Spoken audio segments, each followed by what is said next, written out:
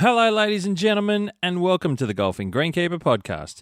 My name is Steve Smith, and I'm your host, and we're back to regular programming for John Deere Golf Keeper of the Greens. There was a slight change of tact with episode number 100, a special episode just brought out last one, and I hope you really enjoyed it. But ladies and gentlemen, we're back to regular programming. This is John Deere Golf Keeper of the Greens. We travel around the country talking to different greenkeepers and superintendents that look after the golf courses around Australia, and we get a great insight into what goes on behind the scenes of looking after a golf course, and we also learn about people's careers, greenkeeping careers, from start to where they're up to today. Great understanding, great insight, and certainly lots of stories around. Now, ladies and gentlemen, I have something very, very special for you. This episode is going to be with none other than Director of Courses, Glenn Stuart, from the one and only Peninsula Kingswood down there in Melbourne on the Sandbelt. Now, a lot of you may or may not have heard, or a lot of you probably have heard of Peninsula Kingswood, PK, as it is affectionately known. And I don't hide away from the fact that I think PK is equal to any of the best golf courses in this country and should be considered as such. This episode with Glenn Stuart was recorded in October, just a couple of months ago, when I made my trip down to Melbourne. I went from recording with Richard Forsyth at the Royal Melbourne Golf Club, and 2 days later I was into Peninsula Kingswood to record this episode with Glenn Stuart. Now, also, you'll probably notice a little bit like what happened with the one with Richard, the mobile podcast studio are still trying to get right with the microphones and sound bouncing off walls, so you might notice a little echo in there, but it's not too bad, but if you do notice it, that's what that is. So just trying to get it right. And what you're about to hear is probably, quite possibly, one of the best interviews, if not the best interview I think I've done this year. And I actually, you know what? There's no hiding. I'm going to go up there and say it. I think it's the best interview I've done this year. You're going to hear some pretty amazing stuff out of this, and you're going to get a real insight, if you haven't been there, if you haven't seen it, you're going to get a real insight into understanding what goes on behind the scenes to make Peninsula Kingswood one of the best golf courses in Australia, one of the best golf facilities, because it has 2 golf courses in Australia. I won't keep you any longer. You make sure you're comfortable, sit back in that chair of yours, make sure you have a drink or something refreshing in hand. This is episode number 101.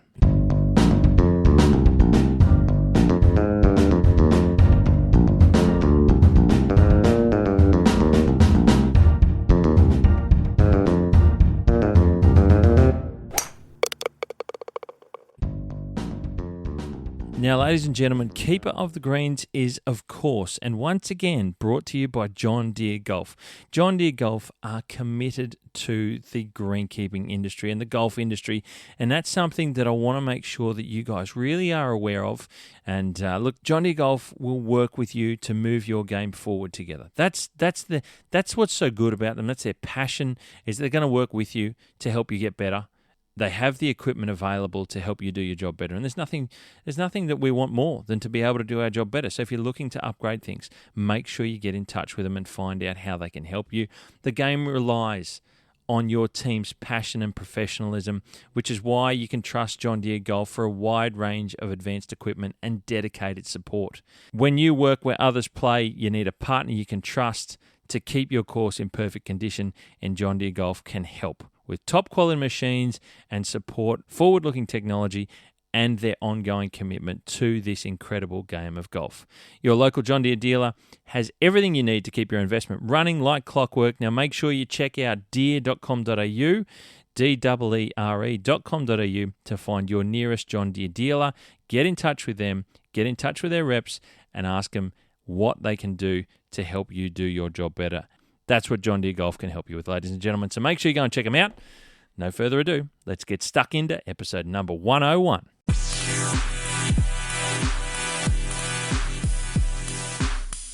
Ladies and gentlemen, I have made my way down the southeast side of Melbourne to an absolutely incredible golfing facility that's getting a name bigger and better every day that ticks by. And it is the one and only Peninsula Kingswood. And I have with me right here on the other side of the desk is Director of Courses, Glenn Stuart. G'day, Glenn. How are you? Oh, I'm very good, Steve, and happy to be here. Mate, thank you so much for joining with me on the podcast. This is a real treat for me and a real treat, I think, for everyone that's going to be listening as well. So, mate, I thank you so much for. We're in the shed here. This is brilliant. I say shed. This is like these modern day sheds have got to be something pretty impressive on such a big course. This is a wonderful facility you've got, mate. Very much so. It's pretty impressive indeed. Let's start off with a bit of fun. We've got 7 quick fire questions that I like to throw out there pretty sharply, and it's just sometimes multiple choice. That's what we're looking for, quick responses. So it's called Steve Super 7, and I'm going to fire them at you, mate. You ready to go? Ready to go. Okay, number 1, sunrise or sunset? I'm going to maybe go a little bit contrary to others. I'm going to say sunset. I love sunrise, but I spend a lot of time in the evenings here at PK, and when you're standing on some of those elevated areas and you have that uninhibited view over to Port Phillip Bay. Yep. Unbelievable. It's incredible. Where do you get the view? Because there's a bit of a rise in the golf course over here just beyond the clubhouse, isn't that right? Yeah, so when you're on that, that front 9 of the North Holes and you sort of get up through that heathland zones and you're up on the second North and those sort of elevated spots, when you get those clear nights and the sun's sort of setting, it sets over the bay. You can get a clear view of the CBD of Melbourne, and it's incredible. Unreal. It's a wonderful spot. And we'll get into that. I'm really excited about talking about that one.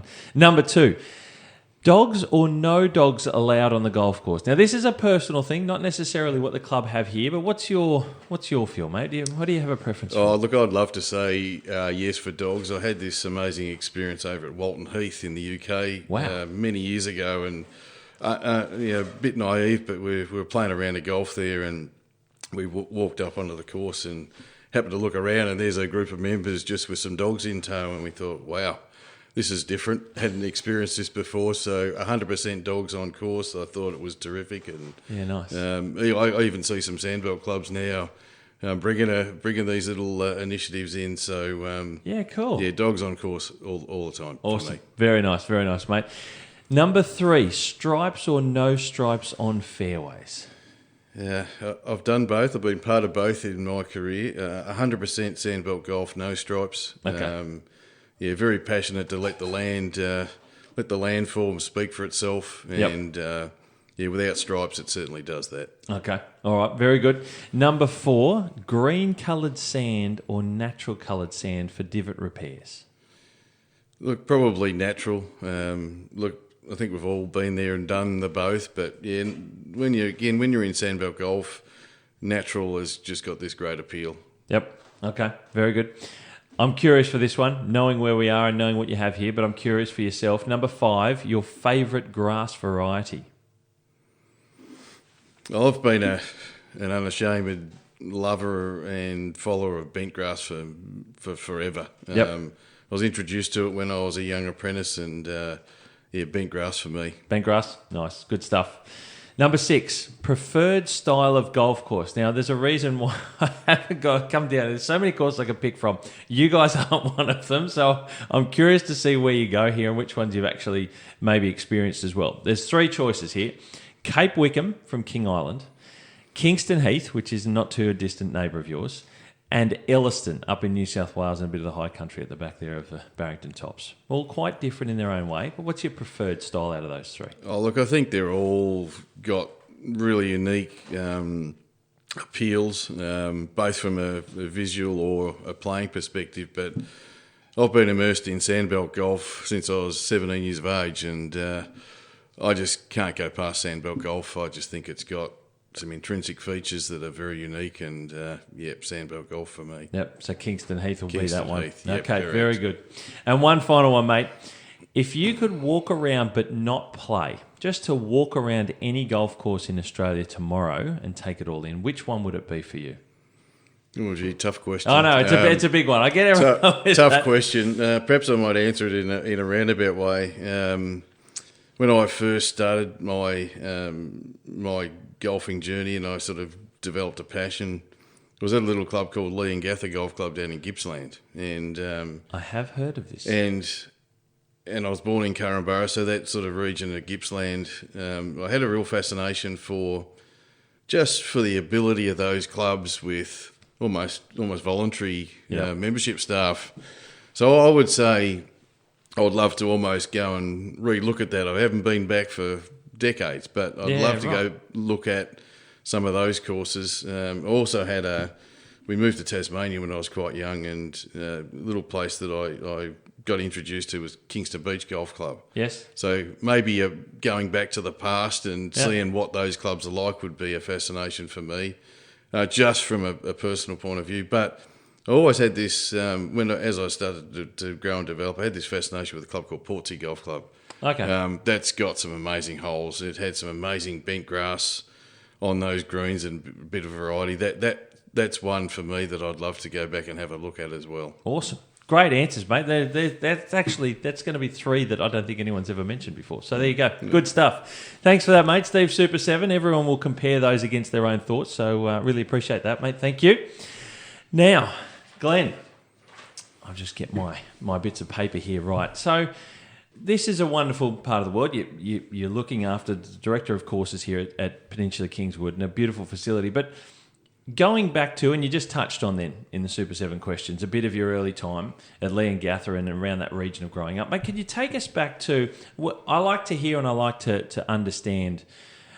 We learn and speak to and meet people like yourself at these wonderful courses, but you started your greenkeeping career somewhere, and how you got into that. I'd like you to take us back to a time when it was a young Glenn floating around, and how you got into greenkeeping. What grabbed you, or how did you fall into sometimes? How did you get into this industry, mate, and how did it start for you? Can you take us back? Yeah, look, I can probably go back as far as when I was 8 years of age. We were a young family living in Curramborough down in Gippsland in Melbourne. So where's that for geographically for people relative to Melbourne? Yeah, that's well south of Melbourne, country area. So born in Curramborough, we had some really close family friends, and a lot of those were farmers, and one of those particular farmers also had a role at Leongatha Golf Club. So I'm 8 years of age at that time.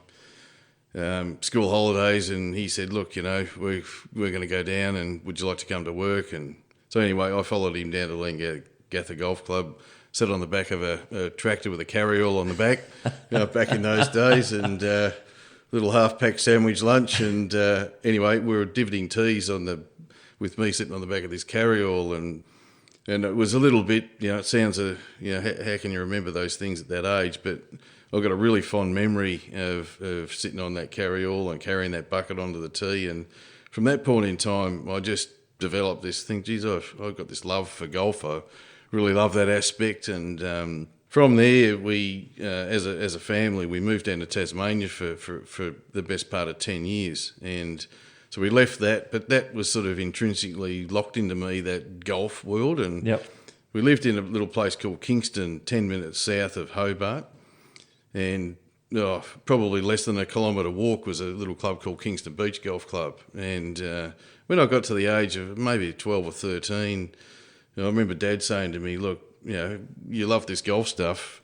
What about you go and get a role or volunteer yourself for a role down at Kingston Beach? So anyway, I went down there, and sure enough, they said, absolutely, in your school holidays, we'd love to have you on board. I think there was a crew of about 3 staff at the time. And they said to me, look, come on board. So anyway, I jumped in and absolutely loved it. So I think I was cutting greens on a triple X mower when I was about 13 years of age. I mean, maybe you may not want to record this, but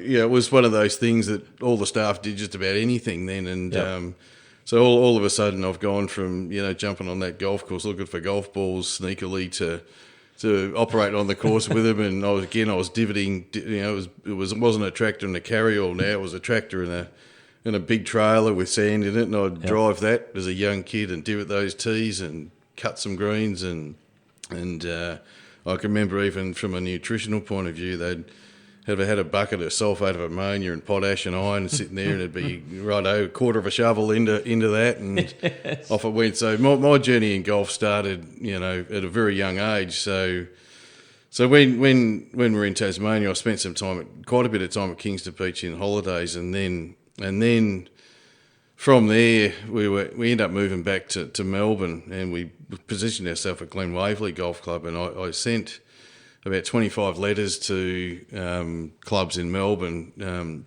I was a little bit over 17 years of age at that time. So sent 25 letters. 2 of those clubs responded. One of them was Kingswood Golf Club. Okay. And one of them was Riversdale Golf Club. So I went and had an interview at those clubs, and I won a job at those clubs. So at the Kingswood Golf Club site, which was in Dingley, they appointed me as almost a 6-month journey of watering fairways and a little bit of night watering. Yep. So people ask me, well, why did you go to Kingswood rather than Riversdale? Because Riversdale's only 10 minutes up the road. Right, okay. So anyway, the reason I went there, I just thought that there was some really high quality people. That club was doing a lot of really interesting things. So I ended up going to Dingley. So I'd ride my bike down the Springvale Road for about an hour each day to get there. And wow.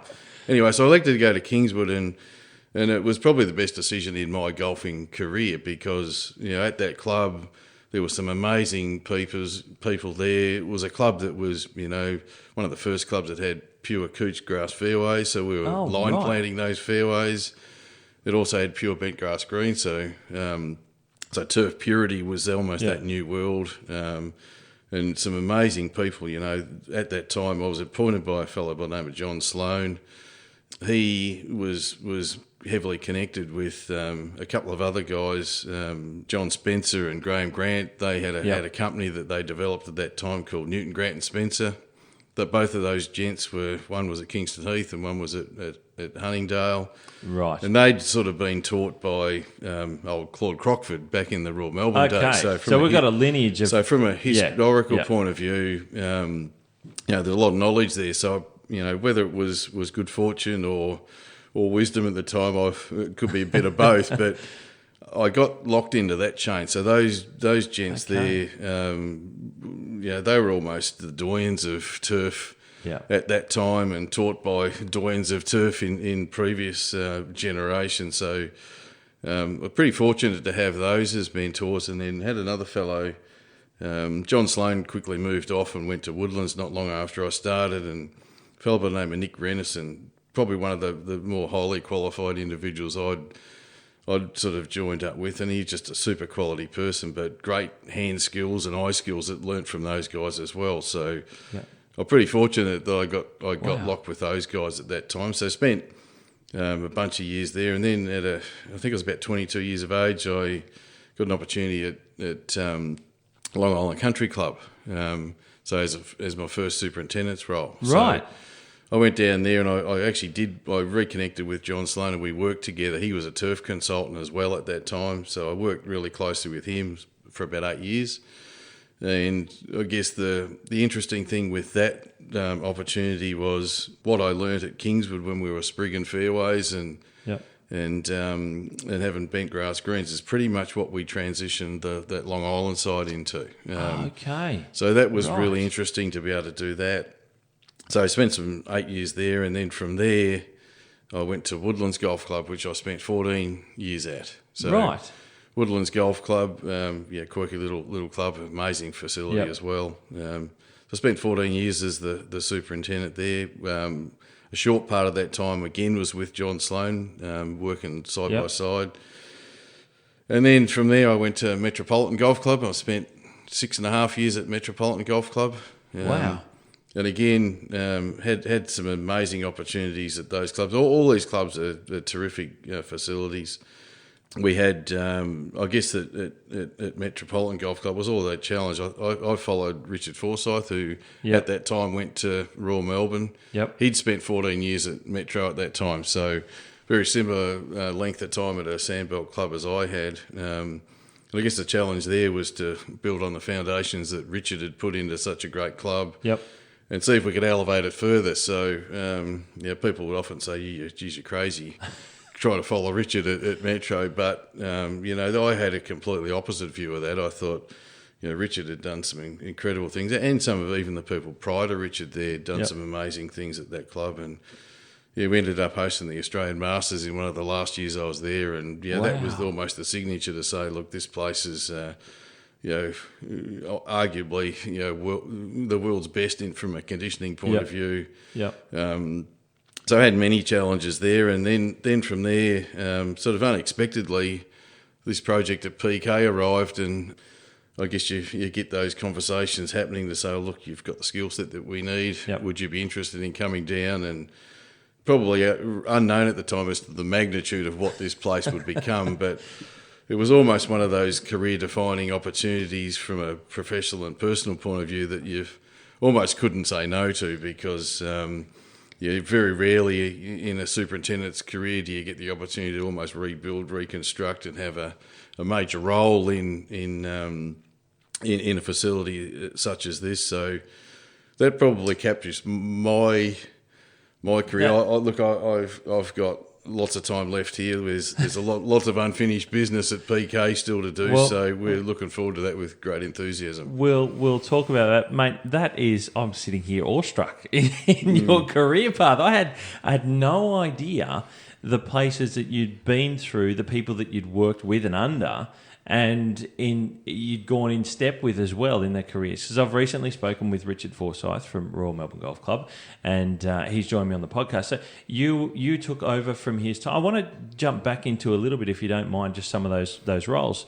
Your first time at Long Island, and Long Island is next door to Peninsula Kingswood. Is that correct? I'm pretty sure that's right. That's correct, yep. Shared fence lines, yep. So that was your first time as a superintendent. What was it like? I like to ask this question. What did it feel like to finally be in that role where the responsibility essentially all falls on you from the top of the tree to deliver what I'm sure Melburnians and people outside Melbourne and the Sandbelt just look at the Sandbelt golf courses and like, this is a special group of places that we want to visit, and we have an expectation of what we like to experience there. What was it like for that first time? Did you feel a weight of responsibility, or you'd done enough around here that you felt comfortable with the mentors that you'd worked underneath? What was that like? You remember? Yeah, I remember it really clearly. I've got a pretty strong memory of a lot of things of the past, and perhaps one thing I might not have mentioned through that early part there was when I went there was an older fella there in his sort of mid-60s that was the superintendent, had been there for a while. His name was Bill Lunny. He was going to mentor me for a little while, and I sort of entered there as the assistant's role with a bit of a view that the superintendent's role would transition in. So my hope was that I was going to be there for 12 months working under him. Something went radically wrong in the early weeks with his connection with the committee at the time, and he disappeared quite quickly. So thrust onto me was, okay, well, can you jump in and take this role straight away? And look, to be honest, I was challenged by, hang on, I'm gonna have a fight here, and so anyway, we jumped into that role. I accepted that role. I was nervous. I had a level of confidence of the skill set I had, but there was certainly a bit of anxiety around, okay, how am I going to handle this? And I backed that up by saying that there was 5 staff there. Most of the staff were older guys, really set in their ways, and really challenging as well. I had one 17-year-old apprentice there who was probably the best of that group, but there's some real challenges happening there. Some of those older guys hadn't really understood what it was to manage golf courses that were desiring to be some of the best Sandbelt facilities, and they were really challenging for me personally. To the point where I remember this little story that often came. The members, if you know what Long Island's like, there's this clubhouse there with decking around the clubhouse, and quite a few of the members used to say, well, spot the groundsman type thing. So a lot of these older guys, and no disrespect, but they were seen to be guys that just weren't appearing to do much at all. And so I'm in here as a young 22-year-old guy trying to work my way through and trying to get the best out of these guys. And anyway, you'd find them not working, but parked up in a tree line, and I think there was a police car come and collected one of those guys on one occasion, and never sighted him again. And so I had this really strong struggle with a group of people early. But in saying that, it was almost the making of me, to be honest, because those struggles and challenges that you have as a young superintendent sort of build that toughness around you and that expectation. So we're able to move on pretty quickly from that. And honestly, we had some of the best employees that you'd ever want to have at a facility like that in the end. So I guess from a struggle, and the facilities weren't fantastic either.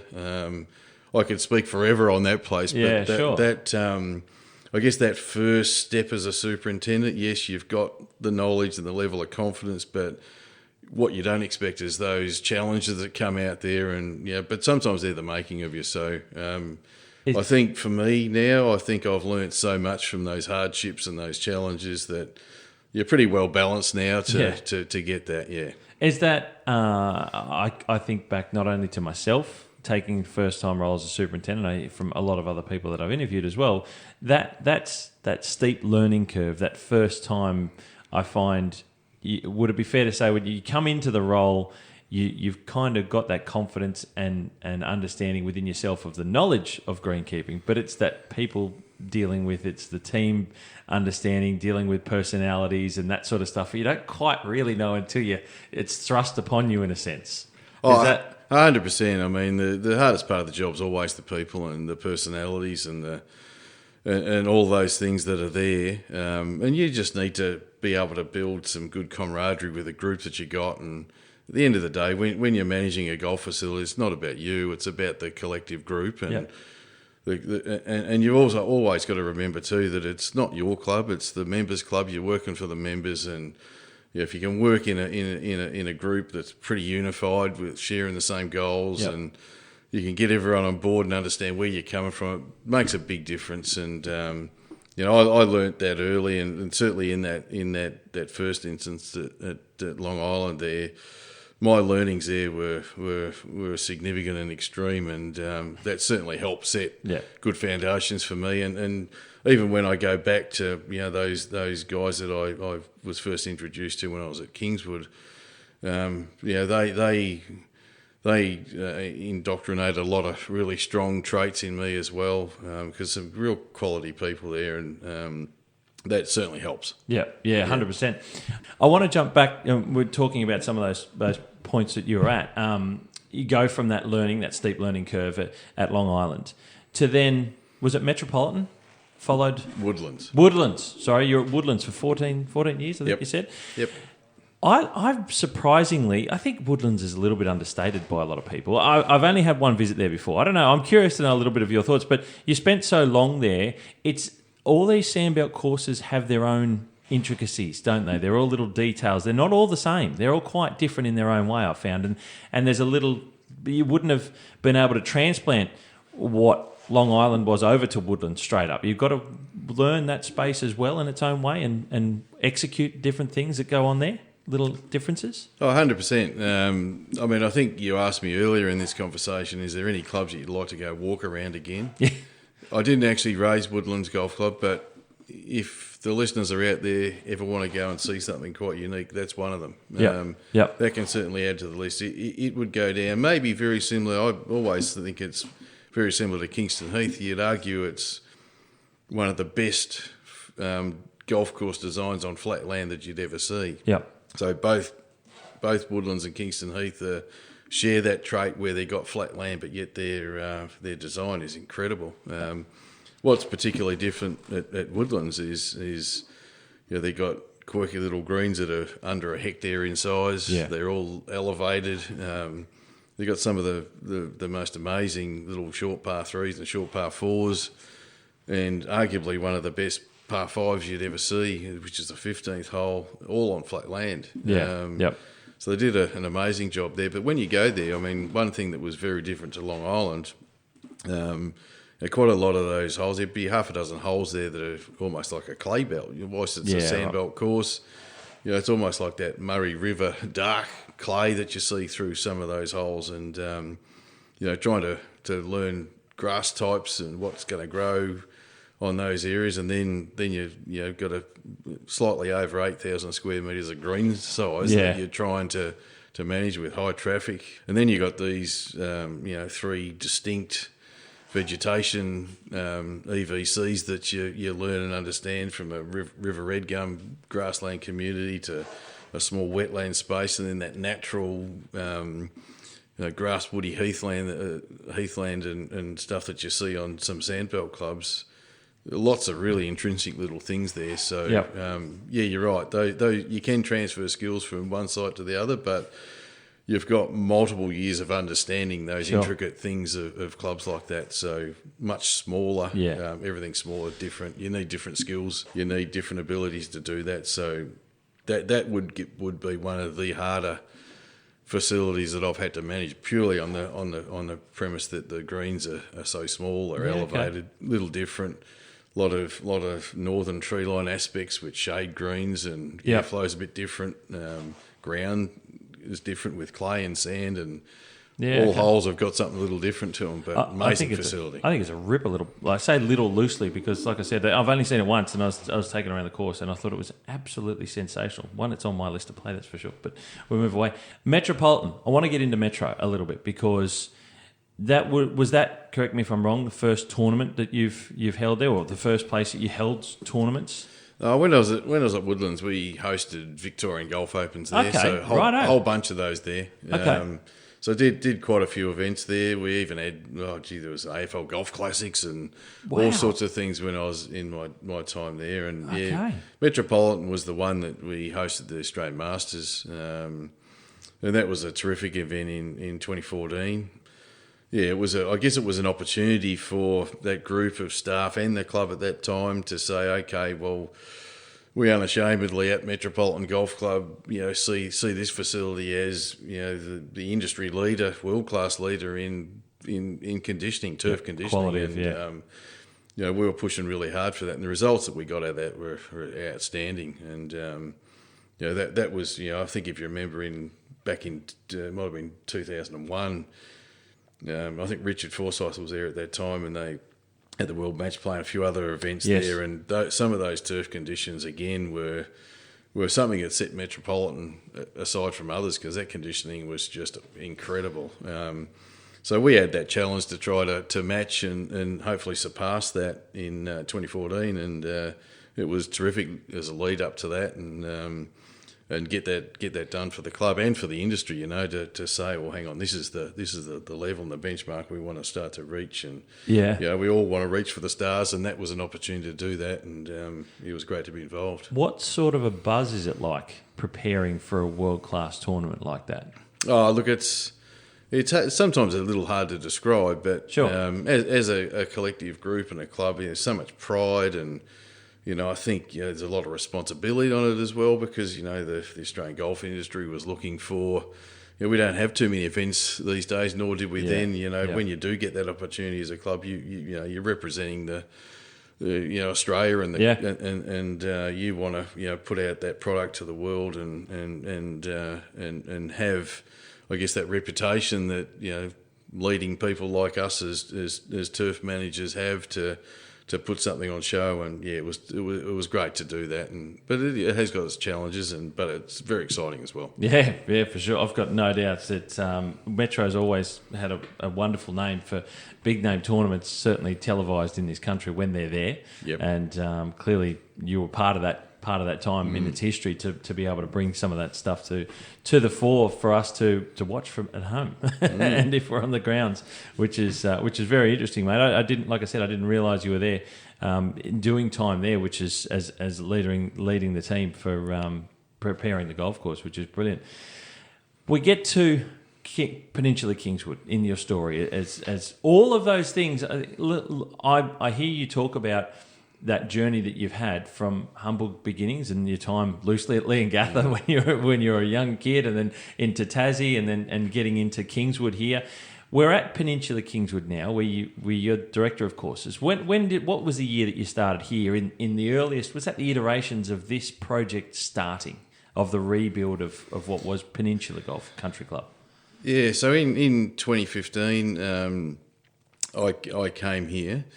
And I guess there was some conversations, I guess in that first quarter of 2015 about the redevelopment works proposed here at PK, and I guess we all heard a little bit of it from outside of the circles of this club, but they were looking to, I guess, and let's go back. They were a merged facility between Kingswood Golf Club and Peninsula Country Club. Yep.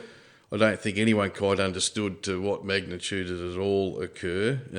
And the visionaries of the club at the time, they were quite incredible to even enter discussions with. I guess having the first two private clubs in Australia merge, and those visionaries were the two general managers and the captains and presidents of those two clubs, and very bold, and people think, gee whiz, how's this going to go? And sure enough, they appoint OCCM at that time as the course architects, and I joined in I guess the mid part of 2015, and they'd commenced. They were 3 months in when I joined. So they went out to industry to seek someone that would join in with OCCM, I should say, and I was the selected person there. And at that time it was a really challenging decision to even come, even though it was potentially going to be a personal and professional career defining moment. But I was loving my time at Metropolitan Golf Club. At that time, I had 4 kids, young family. There was no intention of me ever leaving, but when an opportunity arose like this, it was almost too difficult to say no to. And and I'd previously travelled at work with OCCM and Mike Cocking, so it was the right decision for me for lots of reasons. So you joined in 2015. Yeah, okay. And you mentioned OCCM at the time, and I just want to extrapolate that's Ogilvy, Clayton, Cocking and Mead at the time. Correct. As a group of architects, and it's now gone to OCM, which is Ogilvy, Cocking and Mead. Correct. That design, so can you give us a bit of they'd already commenced by the time you'd started here, as you said. What was the overall concept? Because it was Peninsula Country Club previously here, 36-hole facility. I think it was, off the top of my head, Sloane Morpeth, I think, was the early architect in the design times when they moved to this site, because it was a little bit further down the road in its earliest days, I think, if I'm correct. Yeah, look, it had. You're correct. That's all right. They had some holes that sort of broke over to John Paul College and started off as a little 9-hole facility and continued to keep growing. The club sort of entrusted OCCM at the time. They had Mike Clayton Golf Design about a decade earlier, or maybe a touch more, do some restorations of the facility here. Yep. They might have spent several $1 million to do that, and they got maybe halfway through, had a bit of a sort of master plan to finish off. And I guess the vision of the club was, well, okay, if we're going to have 2 merged facilities here, we've got some income that we can invest into the club. How about we consider completing that master plan that we might have started? That was the early thinking, but that just kept evolving. And even when I got here, the thought was, okay, well, perhaps we might go and finish that, and we might think about building a new clubhouse or restoring the clubhouse. So lots of decisions were made on the run. So, the evolution of what has occurred, it was not really evident back in 2015, but I guess the thing that I found was probably the best thing that the visionaries and those people often would say to the architects and the course team, okay, well, we just want to achieve everything we possibly can. So it was almost like that's a big scope. It was almost like okay, well, what can you deliver for us? And that was where it started to evolve. And before you know it, we were thinking about finishing off the master plan to rebuilding the whole golf course, even from a green selection. Half the greens were USGA spec style greens, right? Half were natural push-up style greens, and then when I came, well, okay, we had to question all of those things, and we've ended up with I guess a modified Californian style construction, different grass type. It was A4 bent grass at that time with lots of power in it, so A4 was the chosen grass. That's changed to pure distinction, and even the grass types on the fairways and sand in the bunkers to the profile sand on the greens, and from a broader club's point of view, a brand new clubhouse got built, brand new maintenance facility got built, 2 new watering systems are going in. All of these things are evolving and changing, but I pay a lot of credit to the general managers and the visionaries at the time on the 2 boards of the merged clubs, because they were really bold in their decision making to do the merge. They were bold in their decisions to appoint the architects and bring me on board with a team of people and have confidence that we would deliver something really special for them.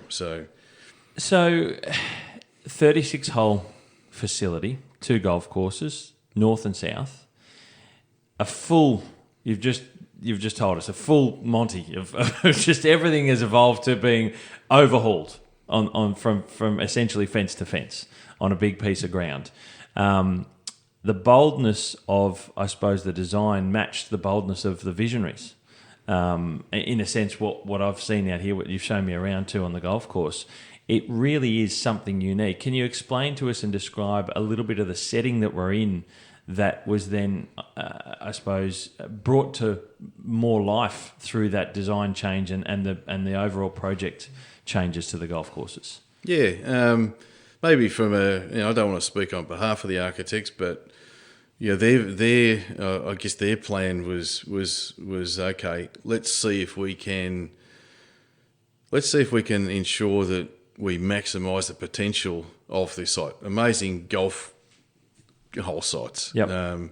Amazing golf facility site that you would argue, and again, no disrespect here, whether the old Peninsula Country Club ever realised its full potential was questionable. Perhaps it didn't. So the architects said, well, hang on, we've got this great opportunity to see if we can realise the potential of this great golfing site. And that was the vision from them. The board had the vision, okay, we want to be as good as we can be. Here architects do this. And from, I guess, my perspective, from a turf manager's point of view, okay, can we put in grass types?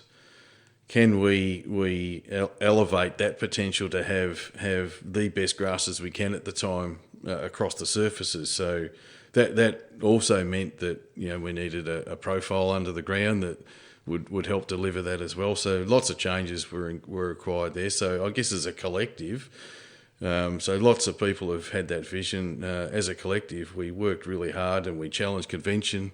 We did lots of things to realise the dream that you now see at PK, and lots of credit to again, as I said, the general managers and the club boards at that time, and the members as well, to entrust that they appointed the right people to do what it's got. Now, when you get to a site like this, I mean, one of the visions also was that we've got this, we can develop these great holes and these 2 great golf courses, but there's always that outside part, which is the vegetation areas. And one thing that people probably don't really find or understand about PK is the vegetation is incredible. It's on another level.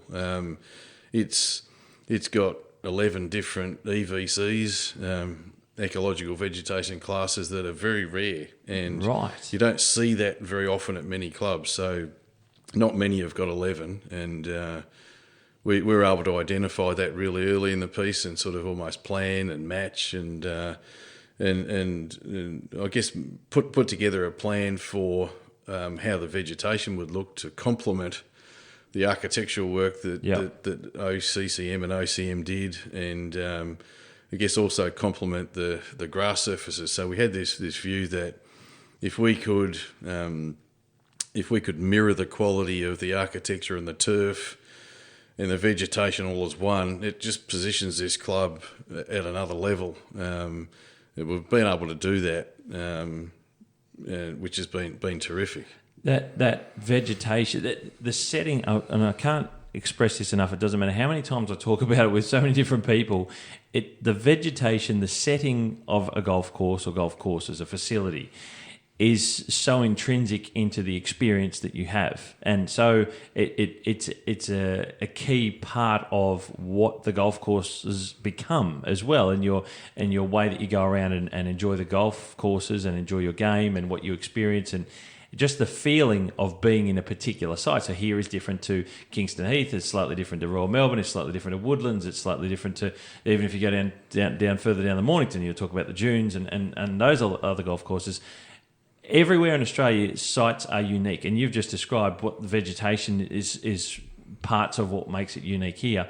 And there's so many different parts of that within this site. How big a space are we talking is this facility? Like, it's not small. No, look, it's look. Maybe the best way to describe it is when you think of say Long Island Country Club beside us, or even Kingston Heath Golf Club, you could fit 3 of them into this property. The 3 of those 18-hole golf courses into this 36-hole facility. You almost fit it. You almost squeeze them in here. So that's the scale and the size of the property. And I suppose you look at it from a scale point of view. It is big scale, but I guess what's unique about this when you drive in, and something that sort of differentiates it a little bit to others is that you drive in that road from Sky Road. There's a big winding driveway that comes up. You once couldn't, but you do now get that view that the minute you drive in, you wind up and you can see these amazing aspects as you're coming up. You see the architecture sort of jump out in your face. You see the turf quality sitting there because the fine turf leads right from that front gate. You get that real strong feeling of those short game practice areas and the practice fairway, and there's activity there. And then in the distance, you see this brand new clubhouse pop up, and so you got this really unique feel. But what it is, it's immersed in this, this overall vegetation that's quite rare and unique. That gives you that. It's a different experience. It's sometimes hard to describe, but when you're in here playing golf, I think gone are the days where you think, okay, I'm just going to come and judge a place on its turf quality or its architecture. Well, a place like PK offers much more than that because it's got that country club feel. It's got the pool, the gym, the bowling green, the tennis courts. That whole country club feel is been kept. And I guess the club always had this view that we want to have it as a bit of a family type club. We want to encourage families to be involved, and they get in the pool and the gym and they do all of those things. And while you're out there, we had this just to diverse a little bit here. We had this. Members spring walk that we took all our members on a walk through the vegetation and looked at some of these unique things that we've got, and that's a story in itself. And sure. So we're a great golf facility, but some of the experiences you see with the vegetation and the fauna that exists in there, it's a terrific thing. And that's an education of what is held within the bounds of the golf course, what's protected, what's fostered, what's harboured in that natural environment and the setting that's in the golf course. Because we can go to a park down the road and there won't be this vegetation that's from this area down there where kids go and play and people enjoy that green space. It's a very different type of green space that I think a lot of people outside golf don't understand. I think it's incumbent on us as people within the golf industry, members of clubs alike, to share what's being kept in these places and because it's a key part. If you took that away from here, PK is not PK, is it? Oh, 100%. I mean, when we so again, back to what I was saying earlier, when the visions of trying to see if we could achieve the best we could out of this golfing site, the vegetation played a major part. There was 500,000 native heathland plants, grasses, trees, all propagated from the site. Wow. And put in place as part of the major restoration work. And since that time, I think we've somewhere between 20 and 50,000 native plants continue to be planted each year. And really? we show the members that as well. And we've got, we carry great responsibility in our community to make sure that's maintained and harboured. We've got what we call a land management plan that sits with and aligns with council, and we work together with council to make sure our responsibilities as golf sites there. So you see some of the most rare plant species is we've identified 10 or 12 different orchids that are rare that are on this site, and we continue to see new ones pop up. And that's amazing. Then you see the fauna, whether it's an echidna walking pasture and a whole bunch of other fauna that exists in those things. I think there's a great responsibility for golf and golf facilities now to foster that and look, long before the golf course was here, to be fair, these EV season plant communities existed, and if they can coexist together, great golf courses, great design, great turf surfaces, and mirrored vegetation quality, then they're the sort of facilities that golf can do as a major sport and be really constructive in communities these days. And perhaps that story needs to be told on a grander level. I think it does. And that's Yeah. why I keep talking about it wherever I go, because I think that's a key to every facility in general, that they work on that space and they keep fostering and I think that it's great. And some of the times the communities outside the golf course space knows it, but in instances like yourself and some of the other bigger name facilities, those communities are also engaged. Like you said, you member walks and that sort of stuff, so that they're learning and they understand the extent of which you do that here, which is brilliant. I want to touch on the feeling. I talk about the feeling about a lot of golf courses. You mentioned the drive-in, the driveway, which is just so, I'd say, profound. Because when I did it for the first time, you come in through the gates and it's got the set of gates to start off with, which is subtle in its own right. But you get there, you get through, there's the big dune straight ahead on that first bend of the driveway, which sort of sets the tone for the type of environment where there's dunescape here, there's sand area, practice facilities on the left, the winding creek that goes under the roadway with the stone bridge. There's a level of detail that I love about PK, and there's a level of subtlety at the same time as this wow factor. There's so many parts that I won't say blow my mind, but they do. And it's the turf surfaces, because they're done in such a way that it's a new facility. You've been able to do that, like you said, from the very beginning, work out which way you wanted to go with that. But all those details as you go along, there's a lot to keep up and deliver here from the moment we get the driveway. And you guys do it so well. What goes into that thinking? Because you got to look after it all. Yeah, look, we there's a lot of things, and maybe an interesting story just on that driveway. A little bit contrary to what was here prior. You might remember if you had been at Peninsula Country Club long before the redevelopment, you'd drive up that driveway and it was fully tree lined. Oh. So the thought in that time was, okay, we want to almost separate the golf course to the driveway. Right. And quite often you saw in golf over generations that what they might call visual separation barriers. We like to have a seclusion each hole you play that's heavily tree lined, and you almost don't know who's on the other hole. And in this particular case, that driveway was fully secluded, so tree lined all the way up to the old clubhouse. And I guess, again, one of those things that was envisaged by the architects and the club, and I guess we all culminated into sharing this view, okay, well, what if we didn't have that and we exposed those features as you come in? And I dare say it was one of the better decisions that were made. And, what better way to showcase a facility when you can actually see it the minute you drive in, as opposed to secluding it. It was terrific. And in relation to, I guess, what you said about the turf and all those other aspects, look, I think, one of the greatest appeals of golf facilities is that the key quality to see fine turf exposed at its best and mirrored with vegetation and, as you said, creek systems and all those little features that come.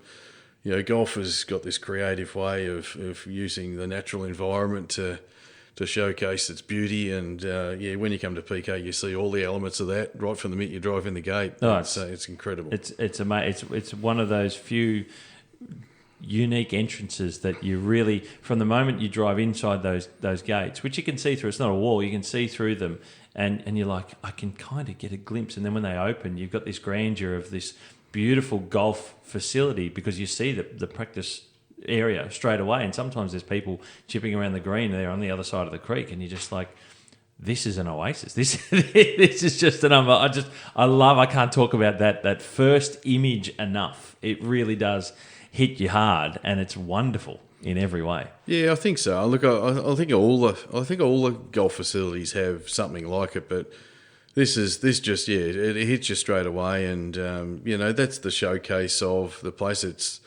It unashamedly shows itself off from the minute you drive in the gate, and I guess it builds that level of excitement and anticipation. Wow, gee, I can't wait to go and experience this facility. And as I said earlier, the experience at PK is that you get to play these world-class golf courses in their own right, and strategically they're designed by some incredible architects, so it's a real test of golf, but at the same time, you immerse yourself in amazing levels of turf quality, and then you see the surrounds of the vegetation. The whole thing sort of ties together, and it's just an overall experience. And then, what they've been able to do up around the clubhouse facilities and the facilities in general, it's on another level, and perhaps it's challenged some other clubs to do some similar things. So if people haven't experienced PK, they need to. Mate, one of the I want to know, are we at the? It took me. We're staying in the city, right? Where we are. We're down here in Melbourne. It took me nearly an hour to drive down this far this morning, down the southeast side. Are we at the southern reaches of what is considered the Sandbelt? Is that kind of how far down we are? Is that how it fits? Because a lot of the main courses that we know and hear about are a little bit further north. Is this still considered the Sandbelt? How do we look at that? I mean, the Sandbelt. Look, it's geographically. I don't know. Yeah, look, it's the Sandbelt. For many has almost been okay. Well, those courses up around Black Rock, Royal Melbourne, Kingston Heath, all that club there's a major belt of sand that runs from there right down through the bay, right through us, and arguably right down through the Mornington Peninsula. Okay. So all of that's got Sandbelt. So Sandbelt can be, I guess, that deep levels of sand that have formed over millions of years, and golf courses typically find their way onto those major sand regions all over the world. And in particular, that unique sand belt of Melbourne, it's got that characteristics where it's heavy lining of sand that might sit over the top of a clay form. And certainly this region has got that sand belt part as well. So you often see when great architects come around. And they site all these golf sites and build these amazing facilities on, and they're all impacted by that. So Sandbelt golf is 100% here. Yeah. I want to hear from you, and you touched on already the fairway. Tell us what the turf surfaces are around the golf course. What have you got in a little bit of detail? Yeah, so we've got so from a greens point of view, we've got pure distinction bentgrass. Yep. We've got what we call our native wintergreen cooch that's on our fairways, tees and green surrounds. Okay. We've got fine fescue that is that primary part of the initial part of our rough lines, and then we roll up into those amazing heathland plant varieties that are there after that. So in relation to greens grass, what was existing here prior to the redevelopment was A4 bentgrass. So okay. A4 bentgrass is, I guess, out of that family of, started with Pencross in the 50s. That was its sort of plant material, the parent material. It then developed into A4 bentgrass and A1 bentgrass. And they're sort of been really good grasses for Australian conditions, and particularly Melbourne conditions, for a long time. And I guess the next generation from that is pure distinction, and maybe a little bit about pure distinction and some of the things that were important to us at the time. I might have said earlier that the club was really keen to put A4 bentgrass back in again when I arrived, and I guess I challenged that a little bit because I thought, well, okay, we're really bold to merge these clubs. We're bold to redevelop the site. Let's be bold in some of the decision making we've got on grass types. So we ended up at pure distinction because it was, a grass at the time. Again, another generation above. I guess those plant varieties like Pencross and A1, A4. And remembering that a club like Augusta National, I mean, they've got A1 bent grass, and when those bent grasses start to separate and segregate, the plant breeders get in there and say, geez, that looks exciting, that's finer. Can we take that, and can we commercially get that to go to seed, and where can we take that? And they did that at Augusta, and there's 3 sort of segregates that they grabbed, and the breeders sort of worked on it for 10 or 12 years and thought, okay, well, this can be this next generation, and one of those species was Pure Distinction. Right. So at the time that I came here, and I think I might have said earlier that I've always got this love for bent grass, and I grew into that when I was at Kingswood and with grasses there, and so we followed that really closely, and so over in the States they've got a program which is like an evaluation program called NTEP. And we just had a look, and remembering that I started here when the project had started and some decisions had been made, so we're moving pretty quickly here. But we spent a lot of time and detail saying, okay, what bent grass should we have? And we ended up landed on Pure Distinction because it headed up a lot of those things on those MTEP trials in the States in climates that are very similar to ours. Royal Canberra at the time had built a nursery of this grass. So one of the first clubs in our country. So I took the board up there and the architects, and we went up as a collective group, and we thought it's middle of winter, right in the middle of Canberra, and the idea was, okay, well, if this grass is potentially something we want to look at, let's have a look at it in its worst possible conditions. Like we got off the plane and it was the ground was frozen. You're going to test everything in camera. Vouch for that. Absolutely. We get off the plane, the ground's frozen, and we've all got 5 layers on, and we're standing on this green, and we're going, wow, gee whiz, this grass has got some potential here. It's growing in these conditions and whatever. And we thought, wow, what Melbourne conditions can be like that too. We're thinking, if that's the extremities, that's a good thing. It's growing well. Also, at the time, there was some independent trials at Kingswood Golf Club. Okay. With a range of bent grasses, and that's much more local, of course. Very local. It's only 20 minutes up the road. And one of the more significant species there was Pure Distinction. And so I went up there and I grabbed a few cores off the green. They kind of let me take some cores. We also took a square metre of turf from Canberra and brought it back down. Yep. And we put that on some of the worst areas of the North Course greens. Some of them were really wet, held a lot of moisture. And we compared it against the A4 bent grass. And we thought, okay, how's this Pure Distinction going to go here?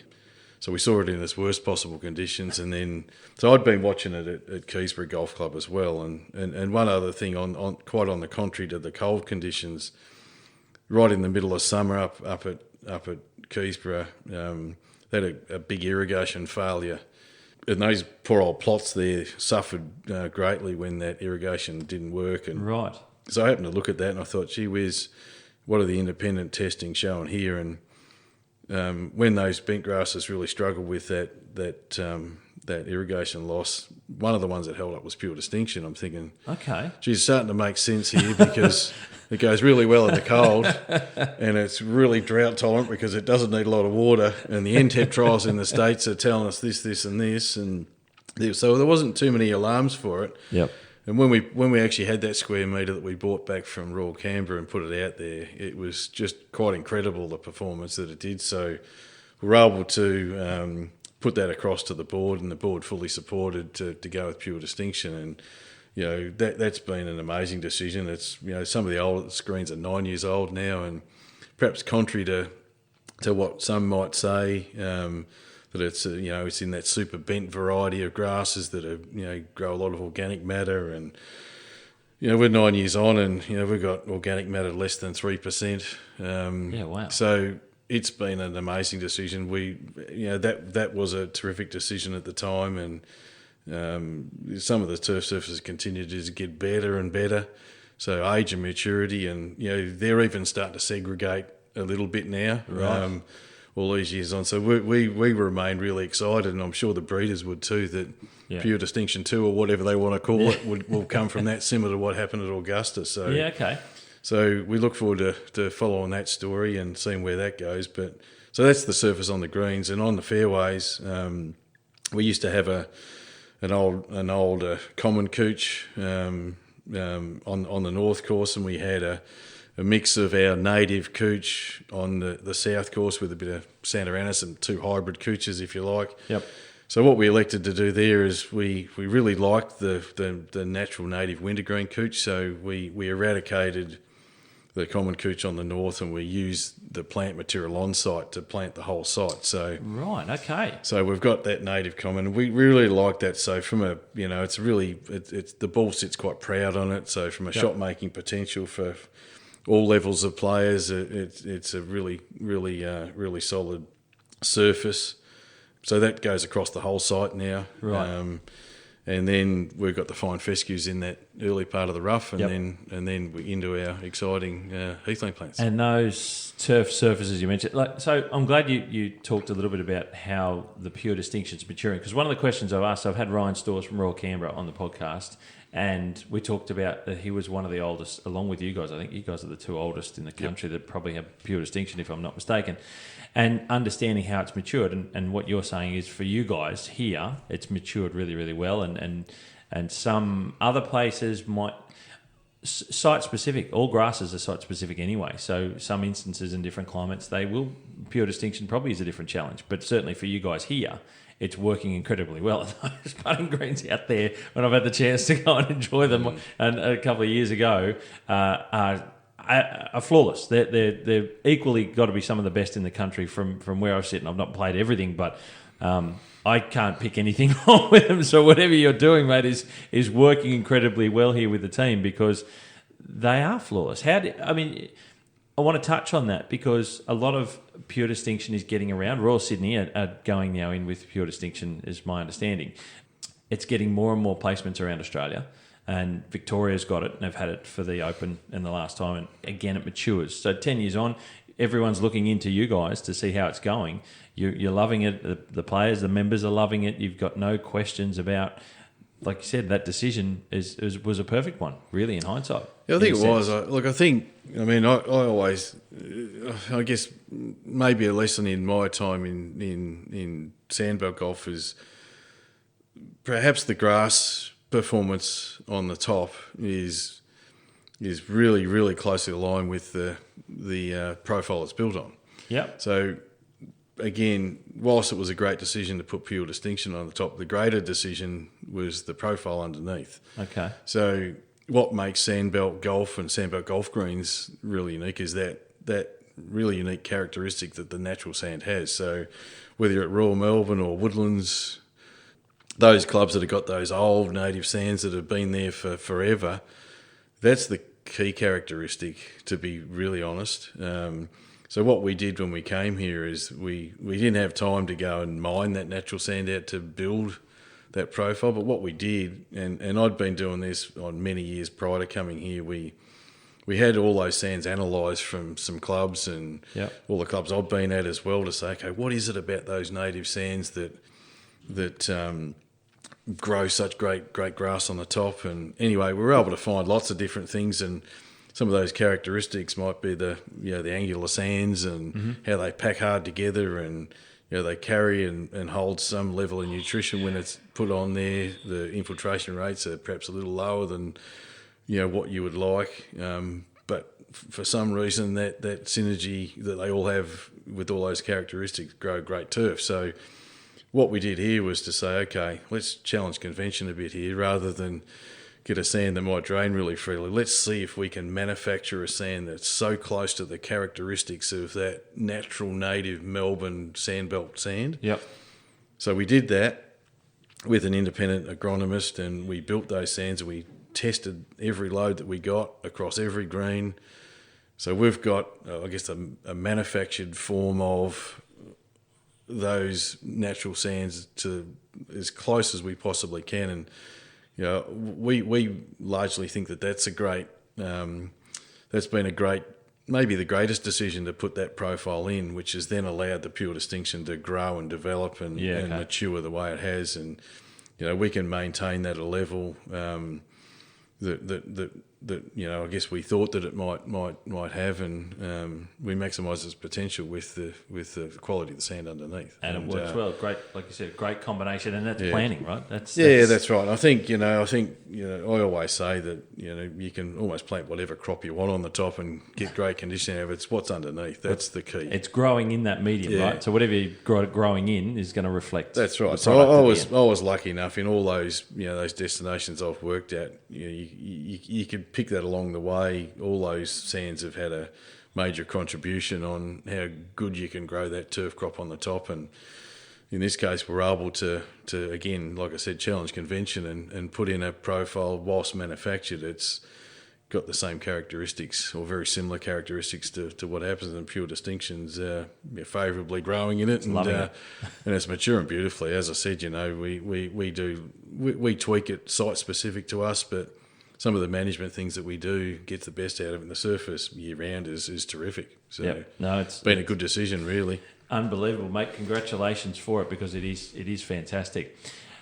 Mate, obviously, Glenn, something like this, we've talked about the size, we've talked about the scale, we've talked about what you're delivering, what's expected equally, and it's a wonderful experience and a wonderful site. What's it take labour-wise? What's your team consist of to do something like this? We hear about it from you, from Glenn Stuart. It's not just Glenn Stuart, right? There's a team underneath you and that you're part of, that you lead. Tell us a little bit about your team. Yeah, lots to say there, and you're 100% right. It's not about any individual; it's about a group, and so we operate with about 35 to 39 staff across the site. So they're made up of turf managers, if you like. We've got 5 full-time in the vegetation area. We've got 2.5 full-time turf equipment technicians maintaining all the equipment. We've got irrigation technician, clubhouse gardener. So there's a whole variety of staff that manage the site and different components of the site.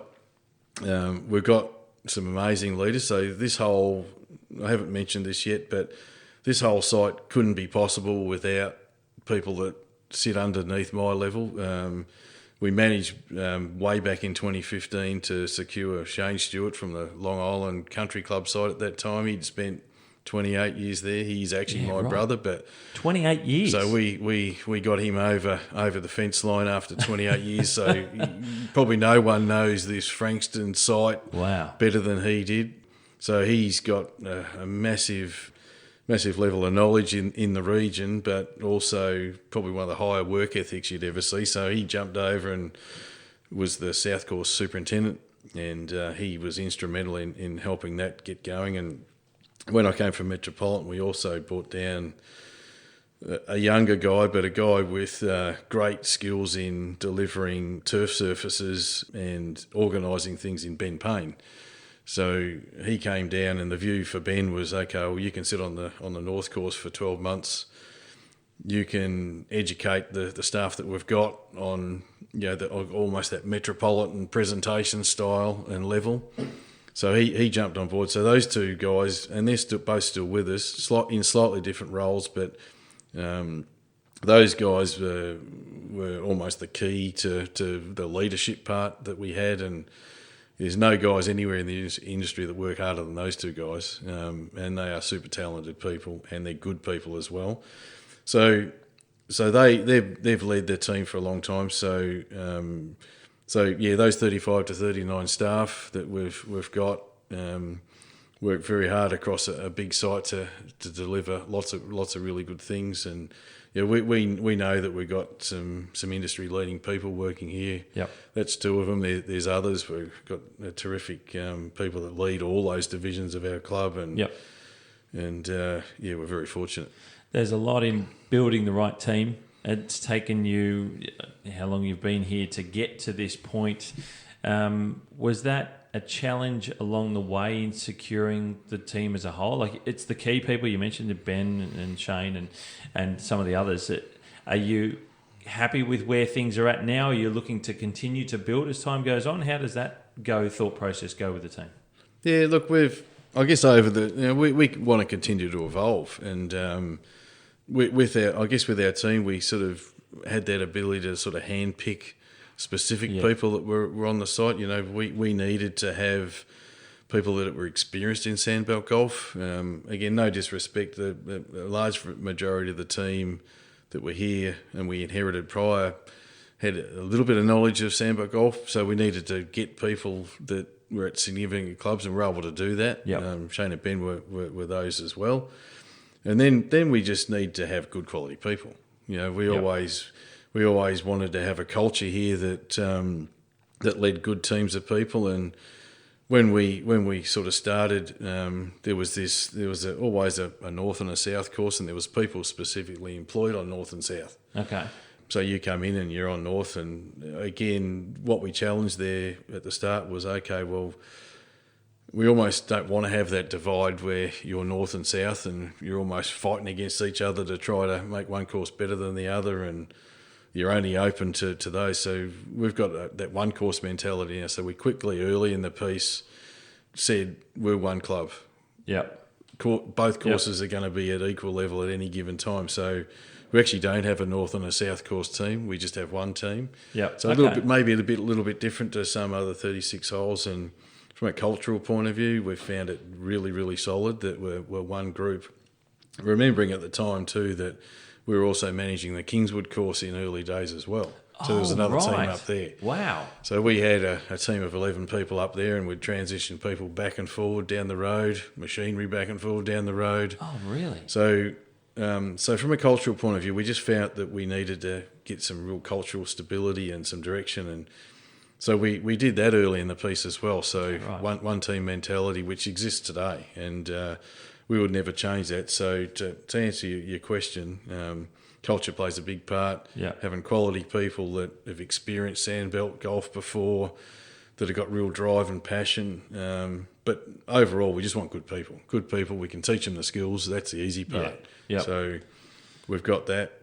From an evolution point of view, we've just changed some structure that we've got at the moment. So we've elevated Ben into a course manager's role. So he oversees the operation of both courses now underneath myself.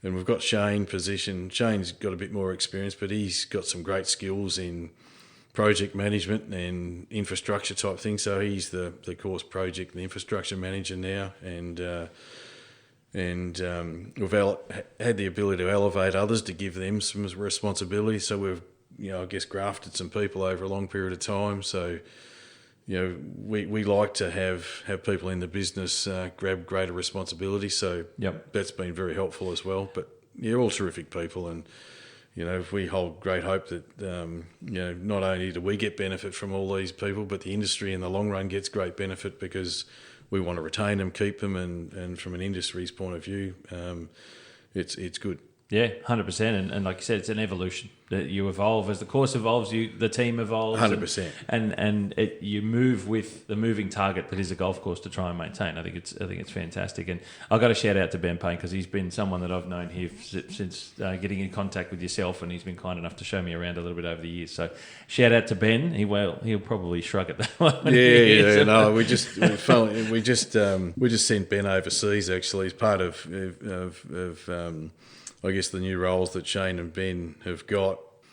We sent Ben overseas, and we did a study tour, if you like, or benchmarking exercise on some of the best 36-hole complexes and more over in the United States. And so Ben spent a few weeks over there, and I guess as part of our drive, we want to not only elevate our own facility at PK, but we also want to use PK as a club that's going to help the industry in a greater part as well. So Ben had a great time over there, looking at some things, brought back some great ideas that will inset into here, and hopefully the industry gets great benefit from it as well.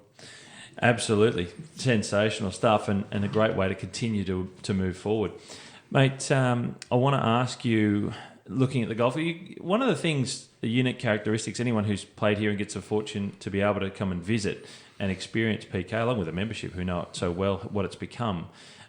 You've got a lot of exposed sand around the golf course now, and I think that's a little bit different to what it once was. Along with maybe some of the unique challenges here, can you tell us a little bit? You're the new kid on a block in a sense with this new evolution of the golf course to what is considered Melbourne Sandbelt golf.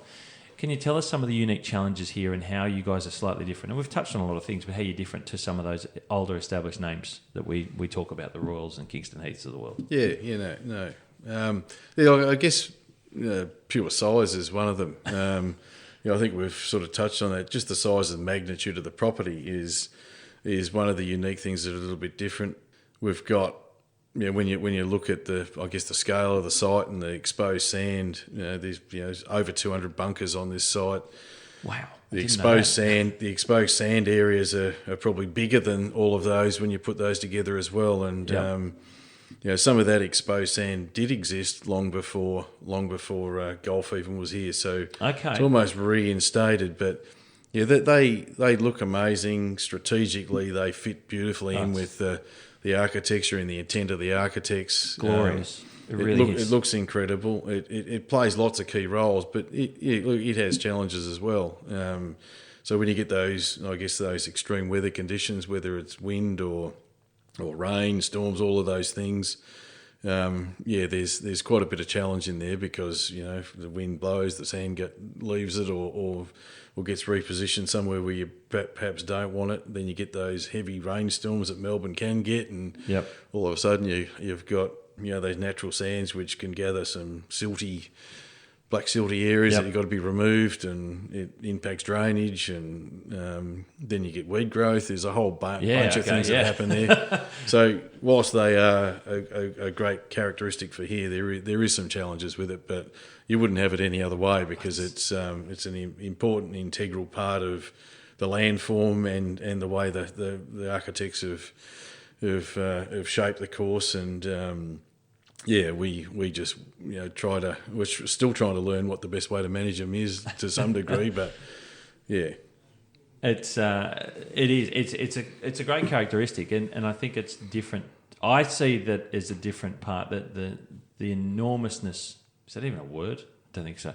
The enormity of some of those waste areas, those open sand areas, like you said, they're no doubt here long before golf was here, but they are they're beautiful. It's just such. Is it? I'm going to throw this one around off the cuff. One on the north course. Is it 3, the par 5 that runs over the hill and down the bottom? And when you rise that crest and you see this sand around the whole landscape as you move down the hole towards the green and then the fourth tee, it just for me it comes across as all the textures and the colours. It's this wonderful palette that's probably so different because the sand is almost a different colour here to some of the northern Sandbelt courses as well. I think it's a little bit whiter, or I don't even know, mate. Am I just talking out of my ass here? No, you are right. It is that is the third north hole, and is there a question in there somewhere? I don't even know. No, look, you get that massive wow factor that's over there, and I guess what you're saying is that you've got areas that have that exposed sand, which has got that little heathland plants that sort of sit on the fringes of it, and typically with exposed sand or those wasteland areas you like, there's a lot of different sand types around a golf facility, and this one's one of those where you might get to that particular one which has got different coloured sand than others. Okay. Then you get to the next hole, it's slightly change of colour because it rolls into a rather than that natural grey dune sand that you might expose when those sands are there, you get into something the layer that sits under that, which has got more of that yellowy orangey haze. Okay, righto. You see that across all the Sandbelt clubs. So it's not that one even pocket of sand across it all. You might just get a slight variation, whether that's bunkers or whether that's wastelands. Yep. And here's no different. Some wastelands, there's some imported sand put in, some is natural. So there's that natural variation. I think that's where the beauty comes. 100%. Where the variation sits. So. And I think as players coming in, and I like I said, I don't have any experience here, so I'm coming in, I suppose, as a little bit more as a golfer and a greenkeeper, that I look at it and I go, it's different there than it was over there. Why is it different? But you've explained that so well because of different layers and different strata layers and where they come out at the surface around the golf course. It adds to so much when you're playing here and experiencing the golf course. I'm curious to know this one, mate. You're of all the beautiful space that is within this boundary of PK, Is there a place that you look at or you know of that you just go, and maybe you described it earlier when you see that view over towards the ocean or the water, is there one place that you just really like that you think, or is there a couple of places that are just such beautiful spots, beautiful locations for golfers and members that might not know, they go and stop and have a look around instead of walking and looking at your ball and looking at your feet all day? Stop and take it all in. It's a good question. Look, there's one thing there's one particular area that is hard to access. Yeah. Maybe doesn't get accessed by members. They probably don't have the fortune there. So on the very topmost, highest peak of the North Course, it's up the sort of northeast corner of the property. We back onto an area called the Pine Forest Reserve. Okay. And it's some of the most incredible natural native vegetation that exists up there. You can't get there unless you understand where it is, but when you do get there, it elevates above any of the other course views. Oh. And the view that you see up there, whether it's the view straight to the CBD or Melbourne or over Port Phillip Bay, and it picks up the golf course and everything, that is an incredible view. Wow. One would say, gee whiz, if you ever could put a clubhouse up there, that would be the best clubhouse location for PK. But it is a little bit remote, so that's an amazing one. But maybe a different answer to your question here, and I learnt this a bit when one of our presidents, fellow by the name of Peter Sweeney, he was one of the visionaries that was here, and he made this comment many times when the architects were building. He said it's quite incredible when you're at PK now. One of the things that strikes his mind is you've got this 360-degree view. So what he meant by that is when you're playing a golf hole, typically as a golfer, I'll use, say, the 15th South as an example. You're playing up the hole, you're always looking forward. What the architects have done, and the tree lines have been opened up a little bit, some of the weed has been pulled out, but when you look 360 degrees, so you get up to that 15th hole, you get on the green and actually look back, which is not often you do that as a golfer. Yep. Some of those views are incredible. I would argue that view in the evening, I think I said to you earlier in the piece, perhaps I like the sunsets as much as the sun rises. Yep. That is one of the best areas on the course, on the 15th South Green, where you just happen to look back and you're looking over a wetland that was created down to the 13th hole. That view is unbelievable. The sun's setting in the distance. Nice. But that's on many holes here. So I would say to any member or anyone that comes to PK, have that 360-degree view, because the architects have done things here that give you that ability. And what Peter Sweeney might have said back then is absolutely correct, because take it all in, because don't just look forward, look in all angles. So many spots like that. And you're right, those higher peaks on the north where you can see over the water and up to the CBD, they're really amazing views too that you don't see at many clubs. But yeah, the 360 degree on all holes is encouraged. It's interesting you mentioned it that way, because, like I said, we're fortunate to play here, and I've played both the courses now and experienced it. I took so many photos. The fact that you mentioned that, looking back from the green back, I took so many photos when I was doing that, because often when I'm playing, I'm trying to do as much as I can. I'm not going to come back and get this opportunity again in a hurry. So I'm taking it all in. I'm taking photos everywhere, like nothing else. And a lot of the photos, when I look back, are from the green looking backwards to the tees, because of those viewpoints that you don't often get to see. I stop there and I'm looking around, I'm looking up and looking everywhere, and I'm like, wow, look, it's just fantastic. It really is a key part that you do distinctly notice once you start looking for it. Yeah, that's right. I mean, another really good example too is you drive in the front gate, and the very first hole you see is the 9th South hole. It's a little short par 3 on your left side. And what the architects envisaged there, if you used to be able to, that hole was completely blocked, completely surrounded by trees. Now you look at that hole, and behind that hole is the wastelands on the 1st and 10th South. In the furthest distance is the fairway bunker on the 17th North. Yeah. And you look down there, and it's got a lot of intrigue, and you think, hang on, what does that belong to? And it almost feels like it's the 9th South hole, but yet it's 200 plus metres away. It's impacted by this view of sand and this space, and they've done that in quite a lot of spots around the course. So some of it's a bit of deception as well, because you think, oh, that bunker or that waste's a bit closer to the green than what it is. But really they're opening up the ground to just enhance those views. And that's what that land would look like. That's the character of golf, to be able to see some of that. And it's beautiful. The uniqueness in, and I say this a lot about architecture, I call it art in a sense, in a form. And I love the golf architecture and design side of things. And the unique thing that you can do in golf is, unlike looking at art forms of sculptures that you walk past and admire, we get to experience that art in a three-dimensional way, which is so unique. Someone out there in the designers that you've had here with OCM and the architects is that we as golfers literally are inside their art that they've created. I think it's just a wonderful thing, and PK is just a wonderful example of that. It's amazing. I love it. I want to sort of bring out, if I can, a point of challenge. Water is always a challenging thing for maintaining golf courses, and sometimes it's not looked highly upon from outside our industry. Do you have many challenges here for water? And I don't know what water's like for Melbourne. Yeah, look, probably, Melbourne's water volume and water quality have probably been our biggest challenges for a long time.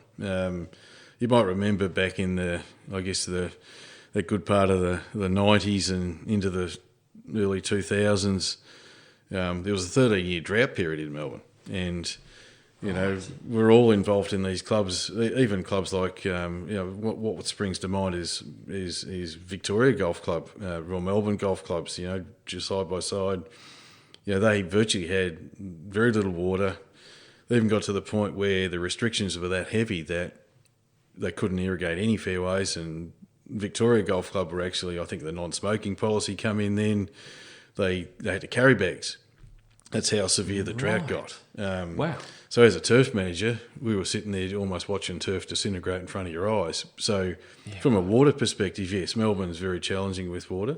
The biggest challenge that we've all got is to have enough volume. So all the Sandbelt clubs, well, most have struggled to have enough volume. We're fortunate enough here to have the use of effluent water that we use across our warm season grass areas, so fairways, tees and green surrounds.